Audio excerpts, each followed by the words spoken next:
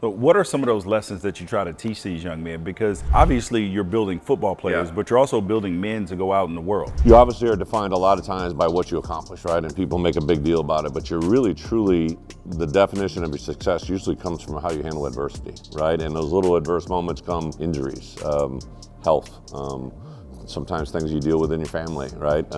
I think, people ask me all the time, like, how's a kid different to now in 2025 than he was in 1995? And it's 30 years difference. I don't think kids are that different, but the things that they experience are different, right? The social media, you can literally get bullied by a guy online, right? Like, they can say things about you, they can talk about you in ways that you've never seen before. And they're not oblivious to the fact that when you played in college, right, guys weren't getting paid, right? But when you go to the NFL, when things are thrown in front of them with money, that brings a whole nother set of challenges, right? Instead of a weekend off, they can go to Vegas. Instead of a weekend off and they're sitting in their apartment, they can go to California, Florida, right? And I think we've had to teach our guys earlier than ever the life choices they make away from the game can have a huge effect on what they do in the game. So what are some of your personal adversities that you've had to go through to grow as a coach and as a man? Here at the University of Illinois, we have a Dad's Day in the fall, but we have a Mother's Day, a Mom's Day in the spring. Really, it originated through our Greek system.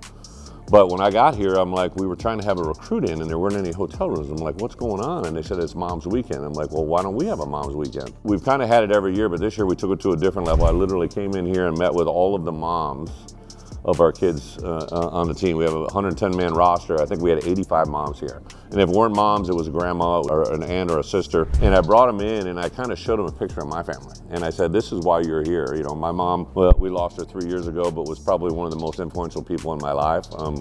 When I was in college, she got breast cancer and survived it for over 30 years. And I remember going through that with her. And then within a couple months of that happening, I also lost a sister that was taken from this earth. When I was actually playing a game at Michigan, she was tragically taken from us from a horse riding accident in Seattle, Washington on a Saturday.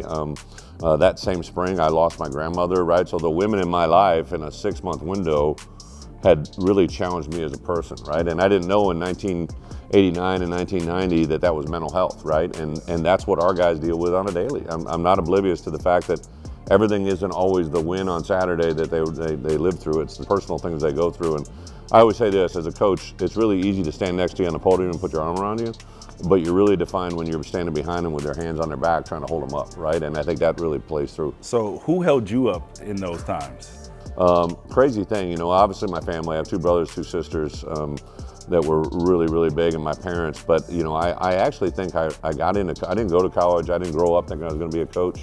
But I think during those moments, my D-line coach, Ted Gill, was the one that told me my sister was no longer with us, right? And to have that moment with him, right? And then he supported me for the next 2 or 3 weeks in a big way, but then the rest of my career. I think during those moments of adversity when my coaches were behind me that had nothing to do with football, that's probably when I truly wanted to become a coach, because I realized how much effect they would have on the rest of my life.